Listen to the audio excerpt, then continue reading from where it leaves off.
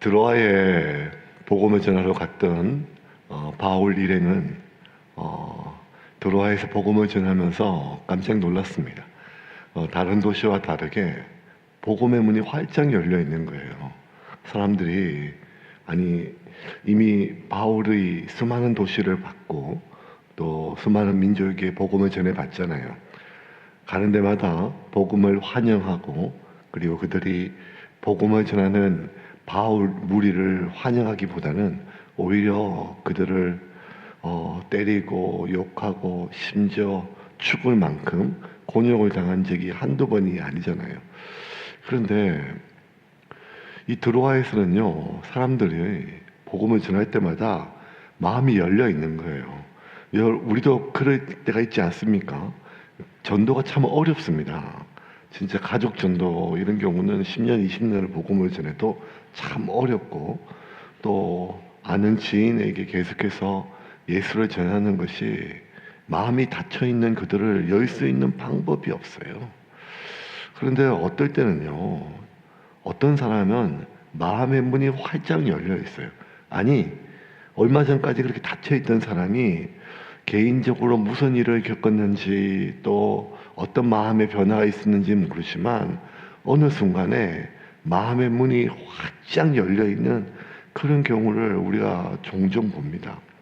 그때 어떤 마음이 드는가 하면, 어이구, 저것도 하나님 앞에 쥐어 터졌구만, 이런 생각이 드는 게 아니라, 하나님께서 이 마음을 여시는구나, 정말 성령이 아니고서는 예수를 주라 시인할 수 없다 그랬는데, 지금 이제 하나님의 때가 되어서 하나님께서 일하시고 계시고 하나님께서 그 마음의 문을 여시는구나 라고 우리가 그렇게 기도를 많이 한 사람이 아니라도 우리가 느낄 수 있지 않겠습니까?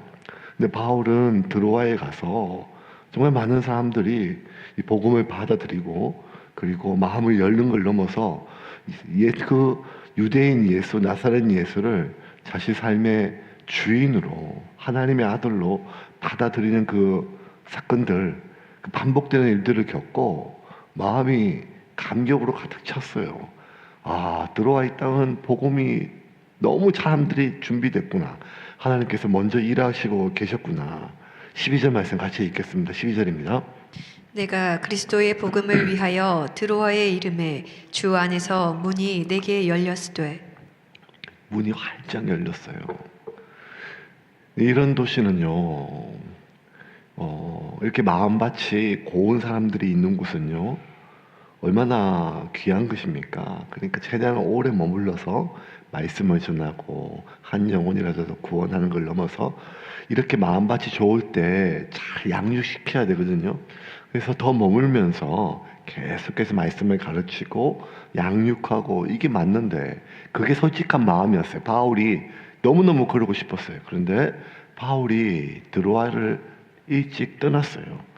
왜냐하면 바울이 고린도를 떠나면서 고린도에게 디모데를 보냈거든요. 그래서 나 대신 그 사람들을 양육하고 말씀으로 잘 가르쳐라.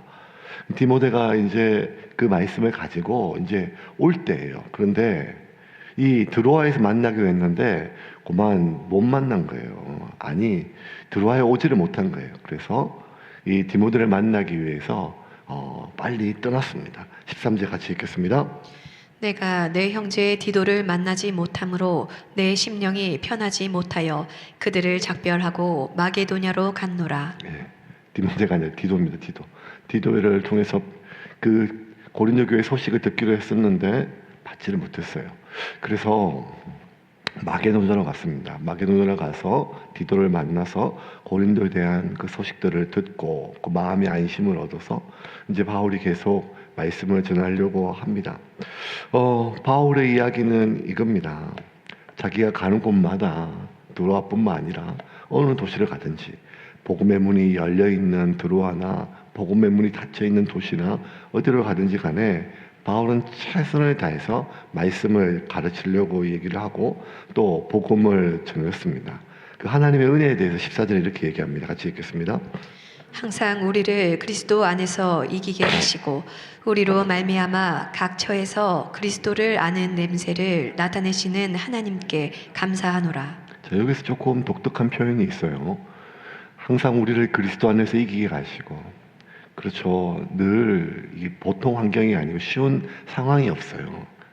계속 반복적으로 경험이 쌓이고 또 연차가 쌓이는데도 가는 데마다 쉬운 데가 없어요. 그런데도 끝은 항상 이기게 하시는 하나님을 발견한 거예요. 이기게 하시는 하나님. 여러분, 반복될수록 쉬워지는 게 맞잖아요.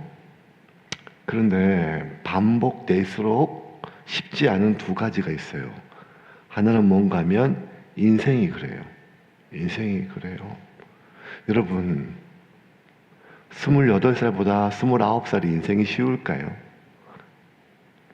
한 50년 정도 되면, 아니 70년 정도 살면 이제 세상에 대한 모든 뜻을 다 알게 될까요? 아니요, 삶은 계속 어려워요. 또 어려운 게 뭔가 하면 사람이 어려워요. 우리가 그 인생의 연차만큼 계속 살아간다는 것은 만나는 사람들이 늘어가잖아요. 그런데도 불구하고 사람이 점점 이제 좀 사람을 알 것 같다. 아니, 이 사람을 알 것 같고 이제 사람을 좀 알 것 같다 싶은데 갈수록 사람을 잘 모르겠어요. 내가 생각했던 반응이 아니고 내가 예상했던 그런 방식이 아니에요. 그래서 점점 뭐가 어려워요. 인생이 어렵고 관계가 어렵고 삶이 어려워요. 그런데 여러분, 그럼에도 불구하고 우리가 기억해야 될 것은 무엇인가 하면 그렇게 매번 이렇게 어려워도 그 끝은 하나님이 반드시 이기게 하신다는 거예요. 이거를 우리가 포기하면 안 돼요. 쉽지 않을 수는 있어요. 우리 아니 왜 이렇게 어렵지? 아니 사는 게 왜 이렇게 힘들지? 내가 기도하는데 하나님 앞에 지금 내가 간절히 내가 지금 붙잡고 있는데 아니 왜 이렇게 어렵지? 점점 어렵고 자녀를 키우는 게 어렵고 신앙생활 하는 게 어려우며 사람을 섬기고 대하는 게 어렵고 내가 내 삶을 살아가는 게 어려워요. 물론 그 중에는 진짜 인생이 신나는 사람도 있고 재밌는 사람도 있어요. 하지만 그 사람들의 반면 또 많은 사람들이 삶이 고되고 힘들거든요. 근데 그 고되고 힘든 게 내가 지금 주님을 떠나 있는 것도 아니고 내가 악을 행하는 것도 아니란 말이에요. 어떻게든지 말씀대로 내가 그렇다고 온전하고 완전하다는 것이 아니지만 그럼에도 불구하고 내가 지금 자리에서 이만하면 어금니를 꽉 깨물고 기도하면서 말씀대로 그냥 내가 하고 싶은 말 다 하는 게 아니라 참고 또 내가 그냥 하고 싶은 일 다 하는 게 아니라 견디면서 어떻게든지 내가 주님이 기뻐하실 만한 것, 주님의 교회를 섬기고 이 가정을 지키고 이 자녀들을 양육하고 이 삶을 내가 유지하기 위해서 애쓰는데 아니 점점 더 어렵다는 거예요. 그러면 어떤 마음이 드는가 하면 이래봐야 이게 무슨 의미가 있나 이런 마음이 자꾸 들어요. 그래봤자. 왜냐하면 그 끝이 뻔하니까요. 내가 이렇게 애를 써도 결국 저 인간 언제 토라질지 모른다. 내가 결국 이렇게 애를 써도 내 마음 알아주는 자식 하나 없다. 내가 뭐 이런 마음 자꾸 그냥 우리가 선을 행하되 낙심하지 말지니 바울이 그렇게 얘기했거든요. 갈라디아 교회에. 선을 행하되 반드시 우리가 지켜야 될 것은 낙심하지 않는 것인데 자꾸 마음을 낙심하게 만들어요. 그 낙심이 자꾸 냉소에 빠져서 이게 무슨 의미가 있냐, 이게 무슨 소용이 있냐, 그럴 수 있어요. 그럴 수 있어요. 그런데 그렇게 낙심하고 그렇게 실망하더라도 마지막까지 우리가 절대로 포기하거나 빼앗겨서는 안 될 하나의 어떤 중요한 팩트가 있어요. 진리가 있어요. 그게 뭔가 하면 그럼에도 불구하고 그 끝은 주님이 이기게 하신다는 거예요. 나를. 다시 한번 읽어볼까요? 같이 읽겠습니다. 항상 우리를 그리스도 안에서 이기게 하시고 우리로 말미암아 각처에서 그리스도를 아는 냄새를 나타내시는 하나님께 감사하노라. 자, 그리스도를 항상 우리를 그리스도 안에 이기고 항상 쉬울 수는 없어요. 항상 즐거울 수는 없어요. 그런데 바울이 얘기해요. 바울이 이러다 나 죽는다, 이러다 나 죽는다, 이러다 나 죽었다, 이런 때가 한두 번이 아닌 거 알잖아요. 바울은 이런 얘기 할 수 있어요. 그죠? 근데 바울이 뭔가 하면, 그런데 신기하게 그 끝은 항상 하나님이 나를 예수님 안에서 이기게 가신다는 거예요. 그 증거가 뭔가 하면 자기가 지금 살아있다는 거예요. 그래서 이렇게 복음의 문이 활짝 열려있는 드로아를 지금 복음을 전한다는 거예요. 그게 너무 감사하던 거예요. 그런데 바울이 이렇게 그리스도 안에 이긴 것, 그리스도를 아는 지식, 뭐 이렇게 얘기하거든요. 어딜 갈 때마다 그리스도를 아는 지식을 전하는데, 바울의 표현이요. 자기가 그리스도를 아는 지식, 복음을 전하고 이 진리를 전하는 것, 이거를요, 뭐라고 표현하는가 하면 그리스도의 냄새라고 그래요. 다시 한번 볼까요? 15절. 그리스도를 아는 뭐요? 냄새. 여러분, 예수쟁이의 징표는 냄새입니다. 그러니까 잘 씻고 좋은 거 바르고 다녀야 돼요. 너는 그리스도의 얼굴이다. 너는 그리스도의 뭐다 하지 않고 너는 그리스도의 향기라고 그러잖아요. 뭐라는가 하면 내가 그리스도를 아는 지식, 그리스도를 아는 행실, 그리스도를 아는 뭐 많잖아요. 근데 뭐라는가 하면 냄새라고. 냄새.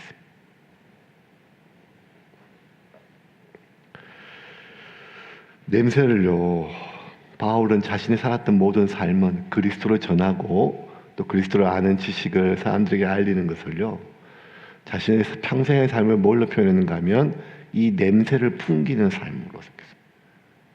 냄새. 왜 냄새라 했을까? 곰곰이 좀 생각을 해봤어요. 우리가 돈을 많이 쓰죠. 많이 쓸 돈도 없지만 쓰는 돈 보면 옷 입고 화장품 사고 뭐 꾸미고 하는 것들 있잖아요. 그러면 이제 막 20살, 20대 이럴 때 보면 얼마나 예뻐요. 뭘 안 꾸며도 이쁘고 보기만 해도 이쁘고 그냥 보면 참 이뻐요. 얼굴이 이뻐서가 아니라 그냥 다 이쁘죠. 그때는 다 이쁘니까. 지만 몰라요. 지가 얼마나 이쁜지를. 근데 지나보면 알죠. 그때 참 이뻤는지를 자기.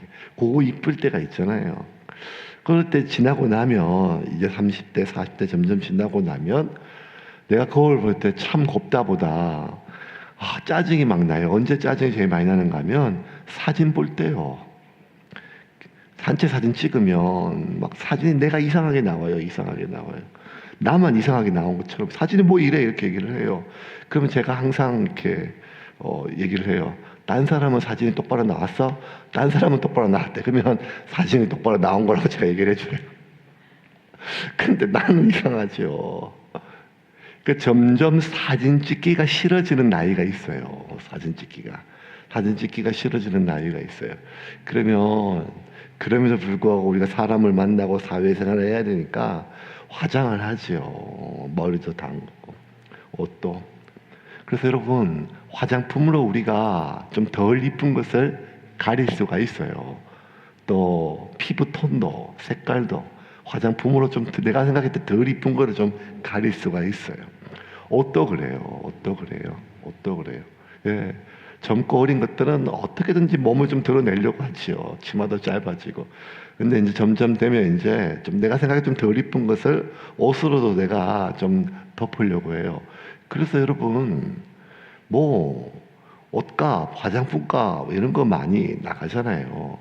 그렇게 내가 생각했을 때 좀 덜 이쁜 것 화장품으로 덮고 옷으로 덮을 수는 있는데 여러분, 냄새는 덮을 수가 없어요.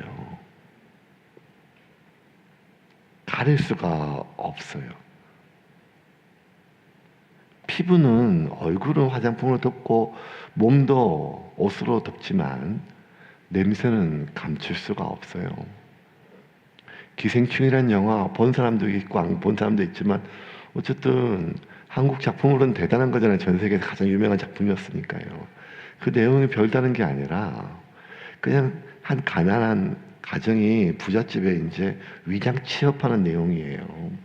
그래서 제일 먼저 아들이 자신을 명문대 졸업생으로 포장하고 가외생을 갔다가 자기 여동생을 유학 갔다 온 아주 전문가 치료사로 포장을 해가지고 또 그 취직을 하고 조금 있다가 아버지하고 엄마가 각각 다 가족인데 서로 모르는 사람처럼 아버지는 아주 경력이 많은 운전사로 또 엄마는 아주 경력이 많은 그러한 가정부로 그러니까 네 식구가 아주 부잣집에 각각 따로따로 다 취직했지만 아예 그 집에서 그 집 돈으로 먹고 살고 사는 거예요.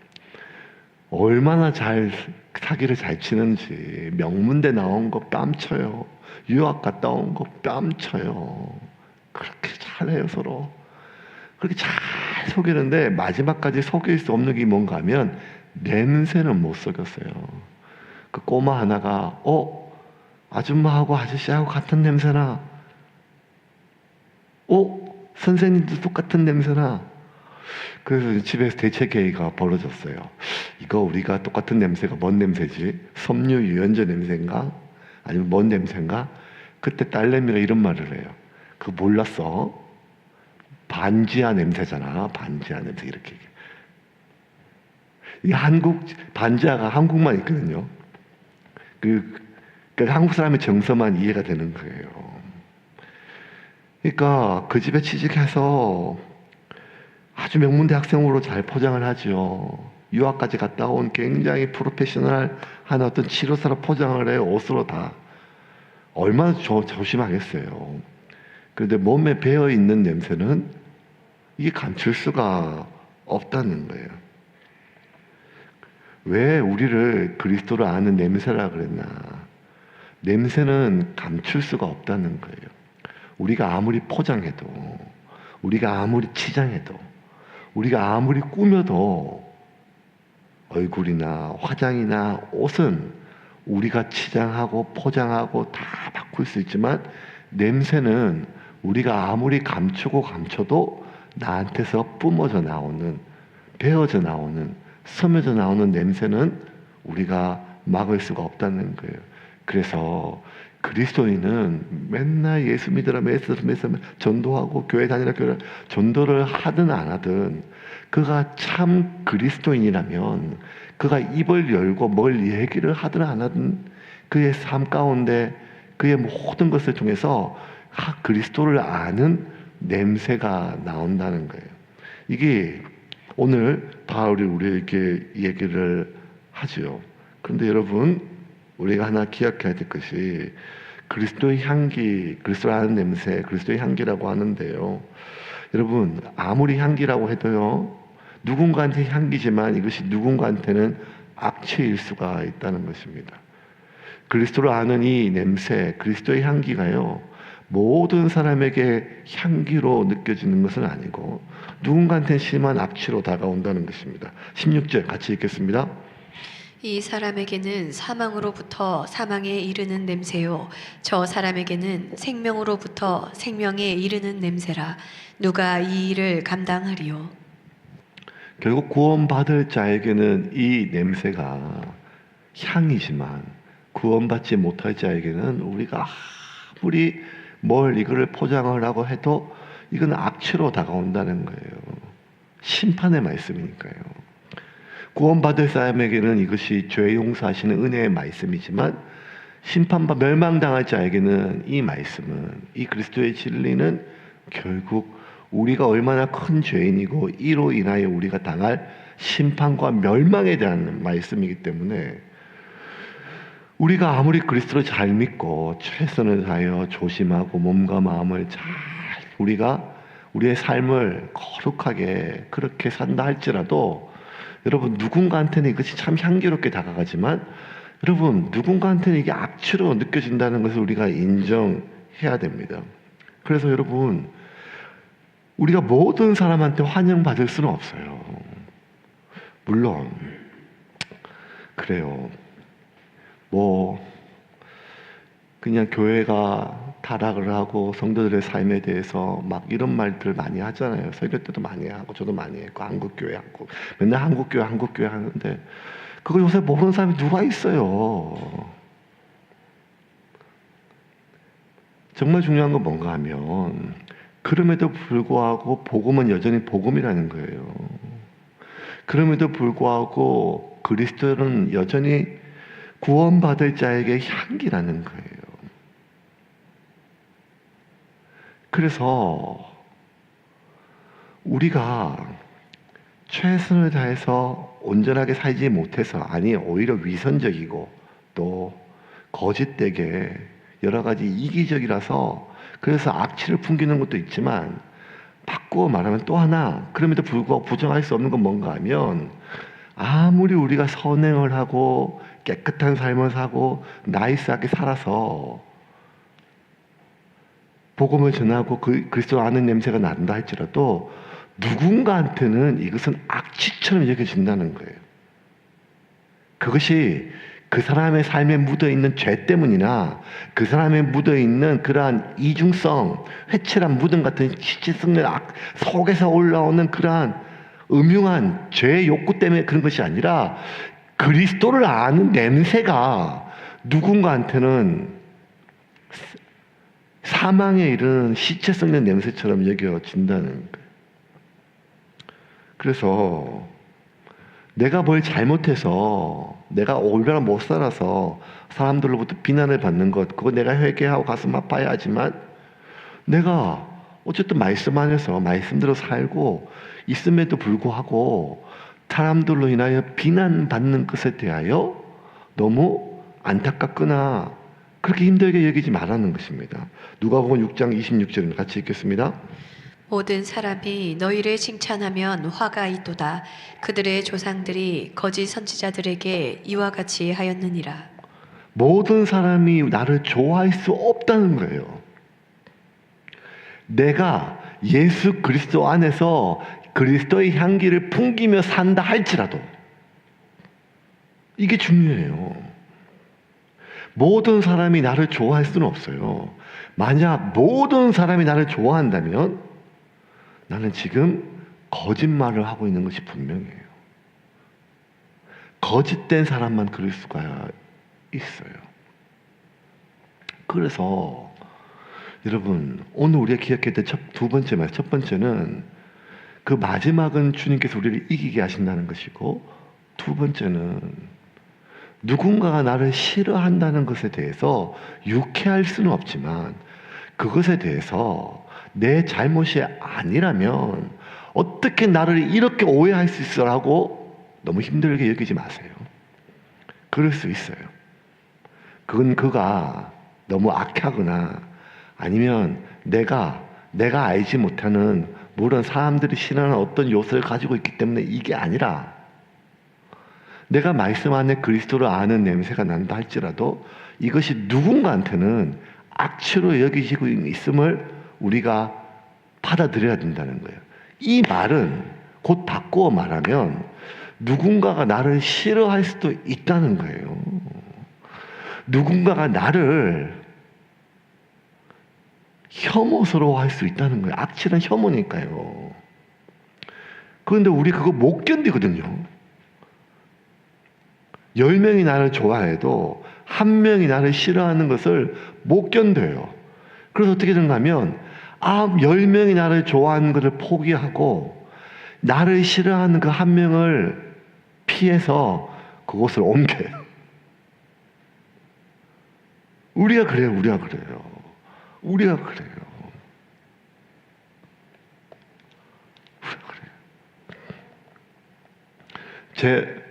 저는 저도 여러분도 알다시피 이렇게 뭘 혼내거나 아니면 이렇게 막 어쨌든 아주 리더십이 아주 높은 그런 목사는 아니잖아요. 그러니까 이제 여러 가지 이렇게 제가 목회를 하면서 견딜 수 있는 가장 큰 힘은 뭔가 하면 성도들의 지지였어요. 다른 어떤 것보다 이렇게 설교 들을 때 그 눈빛에 느껴지는 게 있거든요. 그리고 어쨌든 지난 10년 동안 목회하면서 생각이 다 다르고 또 저보다 경험이 많으시고 그럼에도 불구하고 그냥 담임 목사가 결정했다 하면 방금 전까지 그렇게 딱 반대하시다도 그냥 제가 결정했다 하면 무조건 따라오셨어요. 이게 저한테 얼마나 큰 힘이 되는지 몰라요. 큰 힘이 되는지 몰라요.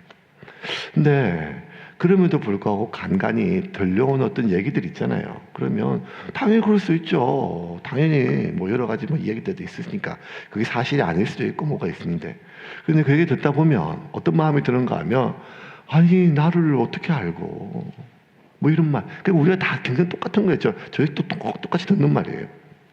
그러면 그냥 훌훌 털어버리고 내가 직접 들은 말이 아니고 또 그때 그 사람이 말일 수 있는데, 근데 좀 지나고 나면 그날 하루 종일 또 이게 막 소화가 안 되잖아요. 그러면 저녁에 어떤 마음이 드는가 하면 새로 개척을 해야 되나? 그 생각을 해요.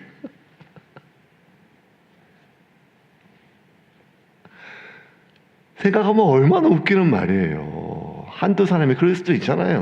하고 또 교회 떠날 수도 있고 떠나기도 했고.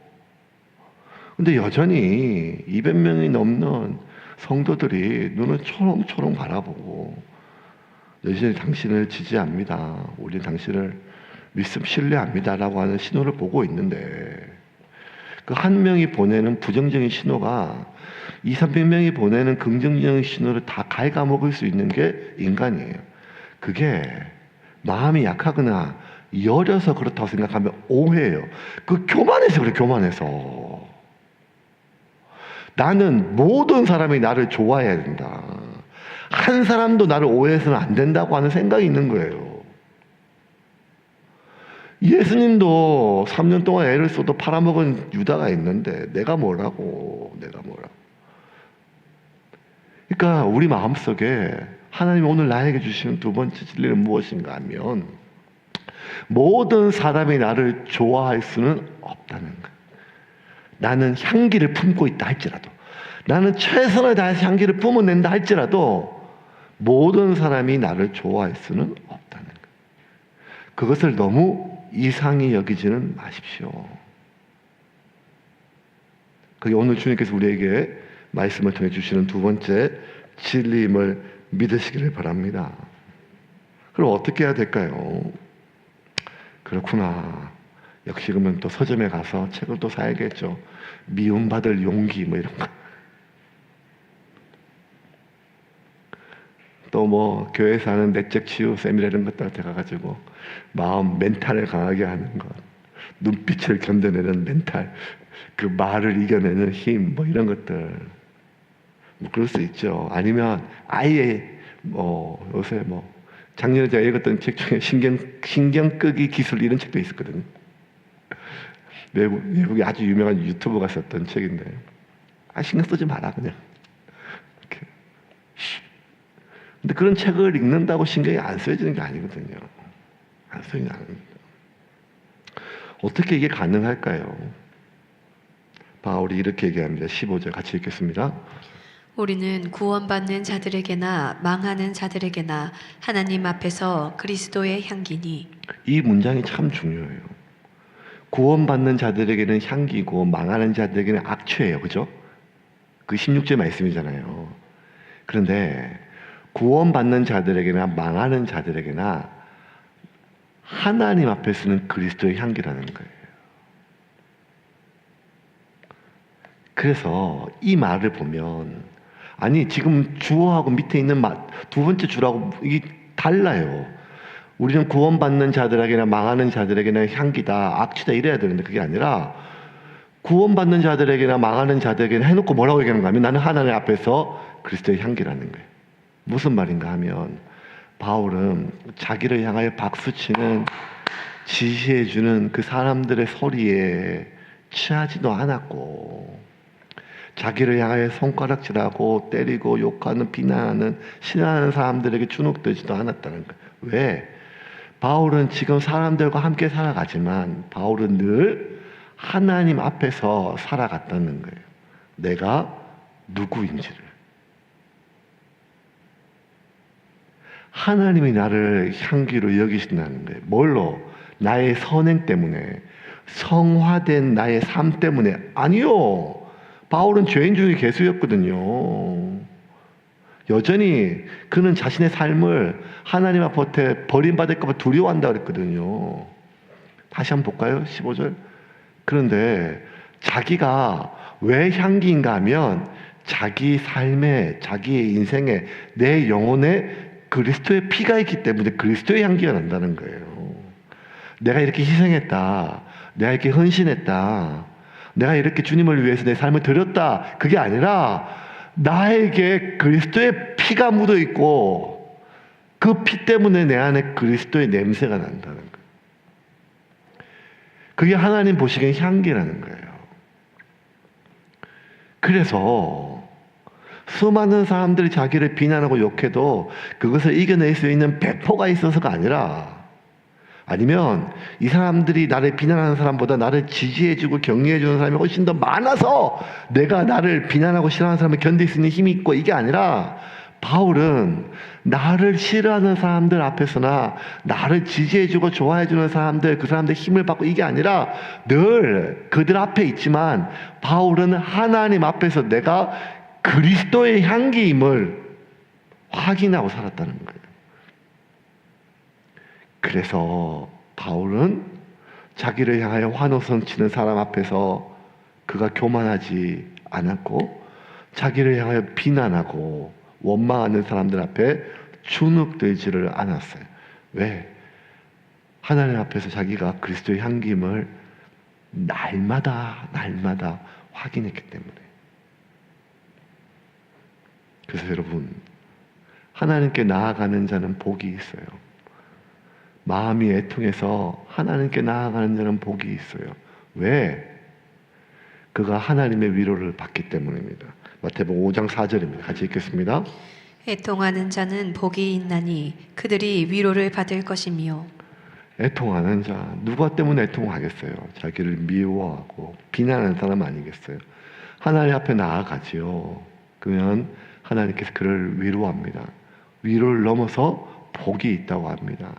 내 삶에 묻어있는, 나를 비난하는 사람의 얘기하는 그 이야기, 그게 내 삶에 묻어있다고 다른 사람들 나를 그렇게 볼까봐, 그렇게 알려질까봐 오해받은 것이 너무 찝찝하고 기분이 더럽고 이런 것이 아니라, 내 안에 여전히 그리스도의 피가 있음을 내가 확인하고, 이것이 하나님 앞에, 이 세상에 그 누구보다 가장 크신 그 하나님 앞에 내가 향기로운 존재임을 확인할 때 내가 위로를 받는 거예요. 이게 복이 있다는 것입니다. 여러분, 반대로 이렇게 하나님께 나아가는 자는, 애통해서 하나님께 나아가는 자는 복이 있다 했어요. 왜? 하나님이 위로해 주시니까요.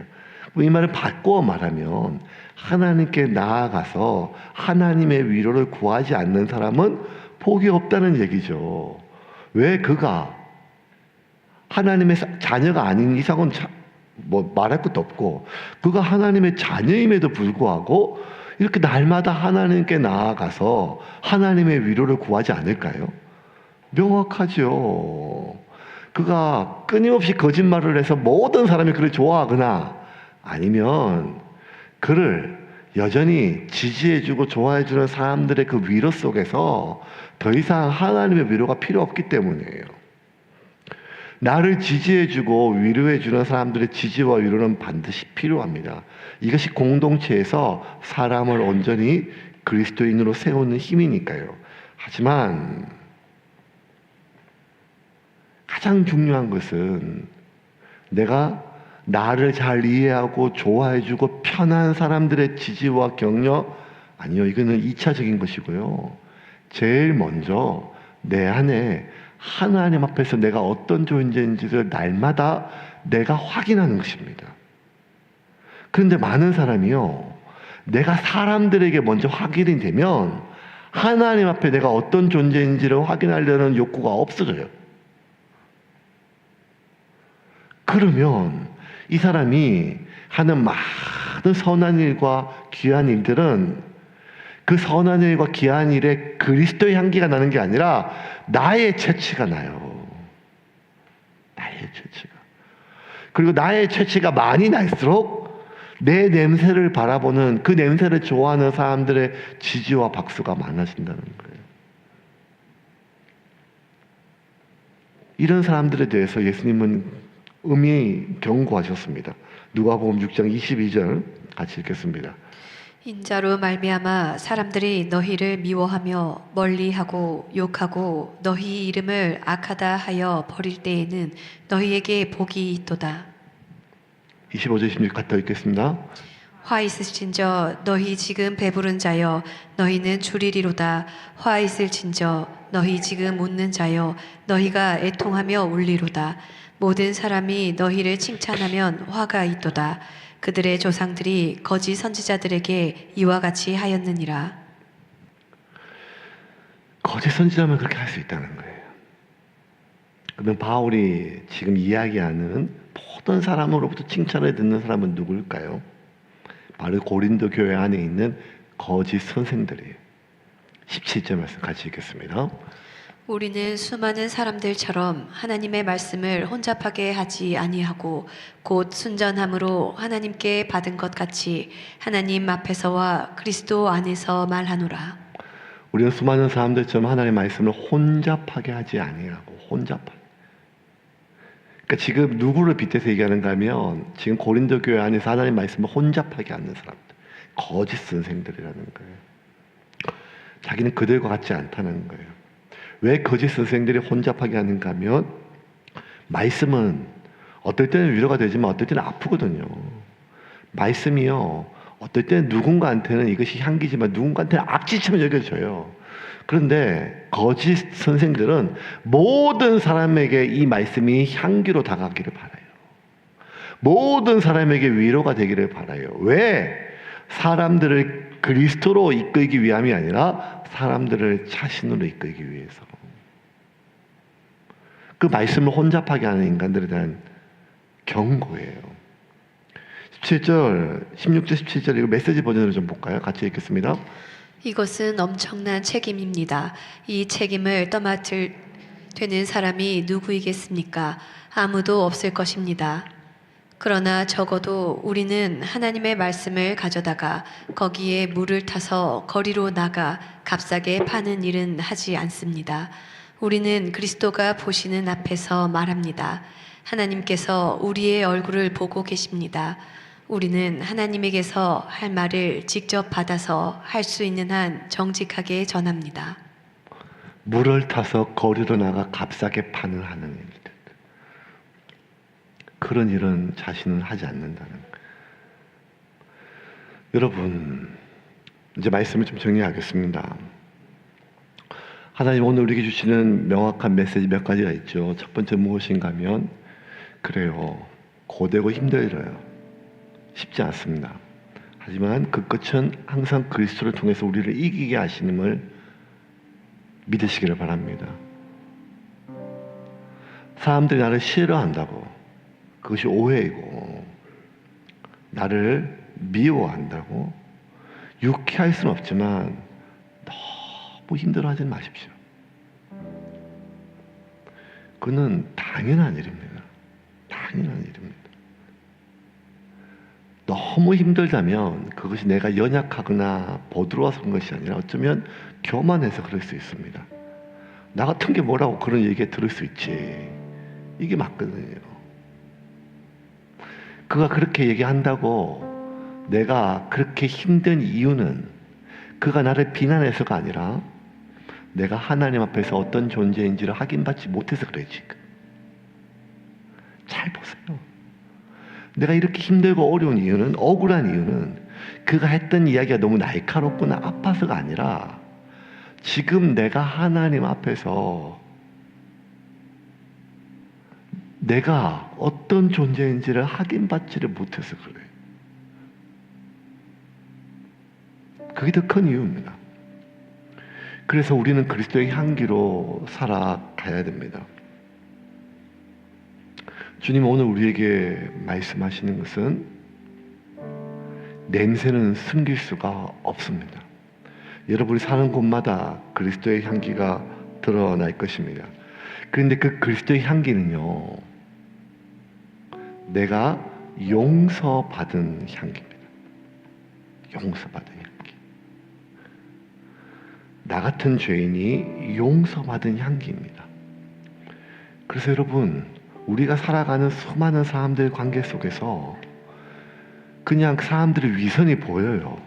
위선이 보인다니까요. 그 위선을 잘 찾아내고 잘 꼬집는 게 똑똑한 게 절대 아닙니다. 그 예리한 게 아니라니까요. 그 누구나 느끼는 거 냄새니까요. 중요한 것은 그리스도의 향기는 인격적으로 성숙하고 그리고 온유하고 나이스하고 맞죠. 성화의 과정이 있으니까요. 하지만 그리스도의 향기의 핵심은 무엇인가 하면 죄를 예수의 보혈로 용서받은 냄새입니다. 그래서 교회는 용서받은 냄새가 넘칩니다. 교회는 용서받은 자들이 넘칩니다. 우리의 삶은 교회뿐만 아니라 온 세상은 용서받아야 될 사람들이 가득 차 있습니다. 그래서 그 용서받을 사람 혹은 용서받은 사람의 삶 가운데 나는 그 위선에 대하여 너무 역겹게 여기지 마시고 그를 용서하신 예수님의 보혈에 우리가 집중할 수 있기를 기도합니다. 하나님, 나를 용서하신 것처럼 그를 용서하심을 믿습니다. 이것이 주님이 우리에게 원하신 그리스도의 향기의 또 하나의 중요한 향기입니다. 아름답고 장미향처럼 아주 꽃냄새처럼 있는 향수뿐만 아니라 그리스도의 향기는 그리스도의 피 냄새입니다. 피 냄새. 그 피는 그 추악하고 참혹한 죄 위에 뿌려진 냄새입니다. 나 역시 그 그리스도의 피로 용서받았음을 기억할 때 우리가 그가 용서받아야 될 그 죄의 이중성 때문에 역겨워하기보다 그 위에 뿌려지거나 그 위에 뿌려질 그리스도의 피의 용서의 냄새로 우리가 견딜 수가 있고 이길 수가 있고 그것을 향기로 여길 수가 있다는 것입니다.